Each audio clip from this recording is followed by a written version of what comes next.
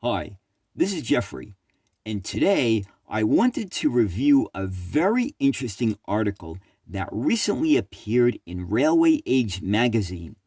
The article is titled 50 Years of BART Prototypes That Started It All. Now, the industrial design firm that designed the Bay Area rapid transit cars for San Francisco back in the late 1960s and early 1970s recently released a series of photographs showing various designs for the original BART car. These images have either not been shown to the public or maybe they are very, very rarely shown. But these images show the different types of designs that Sundberg-Ferar created for the Bay Area Rapid Transit System in order to come to the final design of the BART car.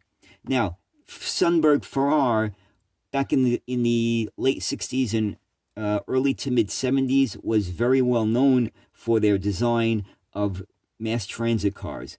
They designed the R44 subway cars for New York City, which was later very similar in design to the R46 cars.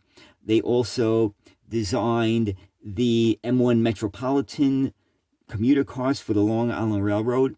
They also were involved with the redesign of the R40 subway cars for New York City. Those cars had a very dangerous slanted front end, and Sundberg-Ferar was brought in to redesign the front end of the last 100 R40 subway cars, which turned into the R40M, and then that design was slightly modified and refined, and it was used for the R42 subway cars. They also designed the 2400 series subway L cars for Chicago.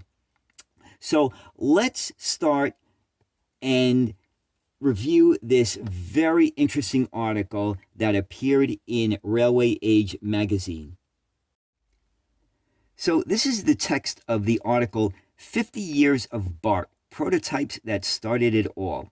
Industrial design firm Sundberg-Ferar, which created the concept and design of the original car, recently unearthed a trove of photographs from the 1960s that show BART in its earliest stages. Among the images, selection of which we've included in this story, are numerous snapshots of early BART prototypes. Prototypes are a low-cost, low-risk way to test design ideas, explained Lene Haggard, Sundberg-Ferar's marketing manager. They're the creation of artifacts for stakeholders to react to, which helps figure out what's working and what's not working. BART contracted Sundberg-Ferar to design cars for its budding mass rail system in the early 1960s. By 1964, the firm had hit the ground running, starting with basic concept sketches. From there, Sundberg-Ferar built a series of car prototypes at 1/12th scale. To put that in perspective, the initial prototypes were about 5 3/4 feet long, pint-sized compared to the actual cars, which measure 70 feet. It's worth briefly turning our attention to the sketching phase.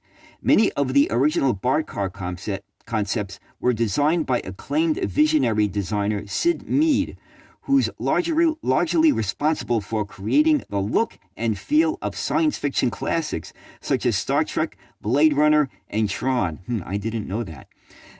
I worked on the original design for the BART system train cars. Sundberg-Ferar designed the BART system cars, Mead said in a 2015 interview before his death in 2019. I did all of the presentation renderings for that. In the interview, Mead revealed that in initial discussions, the idea was to have a spare cab on each end of each line, so when the train would go across the bay and then it would come back, you wouldn't have to change the whole train around. You could take the control cabin off the back, install another one on the front, and then away you go. That's an interesting concept. That never came to be because it's such an elaborate thing, Mead said. Yeah, I could imagine. After the sketch phase, Sundberg-Ferar began building a variety of small prototypes with wood, using a natural metal finish on the outside to further refine and evaluate the design direction. The firm then constructed quarter-scale models and eventually a full-scale prototype that was delivered to California. Sundberg-Ferar was based in Detroit, on the back of not one but two trailers. That model was unveiled officially at BART's Haywood test track in June 1965, about 7 years before the system opened for service. The full-scale model was shipped around the Bay Area, with BART allowing members of the public to walk through and try out the feel of it for themselves. The experience of the vehicle was mission-critical to adoption, Haggard said. Per BART historian Michael Healy's book, BART, The Dramatic History of the Bay Area Rapid Transit System, spot surveys suggested that visitors to the models were, for the most part, very impressed with the cushioned seats, the carpeted floors, and the clean, wide body. Some people, Healy writes, compared the experience to being on an airplane only with picture windows. New standards of attractiveness, efficiency, and comfortableness were the banner flag, Haggard said. She noted that BART's design considerations for the project included ensuring that the rail cars were comfortable, well-lit, temperature-controlled, and as quiet as possible on the tracks. Carl Sundberg, one of the co-founders of Sundberg-Ferar, had a direct hand in the creation of the prototype. His goal? Design a rail car for the people. This was not to be some newfangled train, Haggard said. Even though BART was implementing all these new technologies, that didn't mean the car was going to look like some sort of spaceship. In fact, Sundberg wanted the BART car to look like anything but a relic of space travel. He's quoted as saying, "We are not going to the moon or across the country. It doesn't have to look like a projectile." For that reason, Sundberg didn't want the public to expect anything streamlined, hence the iconic sloping nose of the cab. It had to be an honest design, Haggard said. A rapid transit vehicle should look like a rapid transit vehicle. Haggard called the project the opportunity of a lifetime for Sundberg-Ferar designers who had the chance to build a mass rail car from the ground up with plenty of creative leeway on BART's end. This time, in the mid-1960s, BART was the first mass urban rail transit system built in the U.S. since the early 20th century.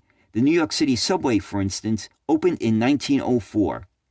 Sundberg, above all else, wanted to design rail cars with people in mind.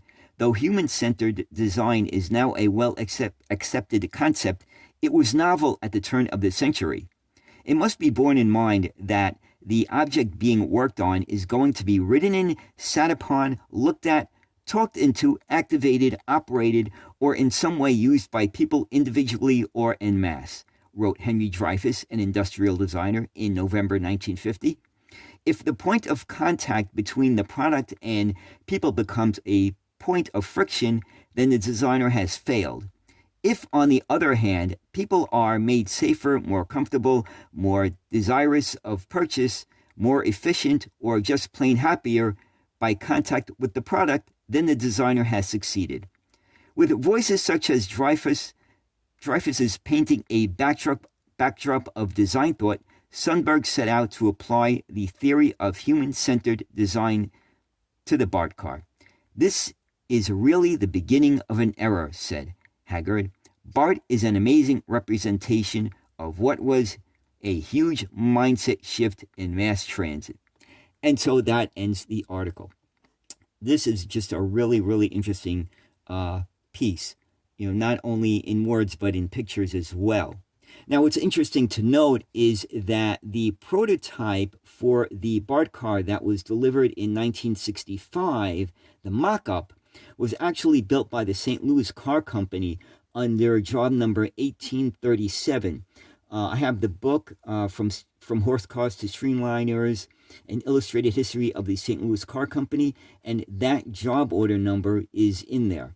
It has a whole list of every car built by the St. Louis Car Company, every order built by the St. Louis Car Company, and the prototype BART car was built by them and delivered in 1965.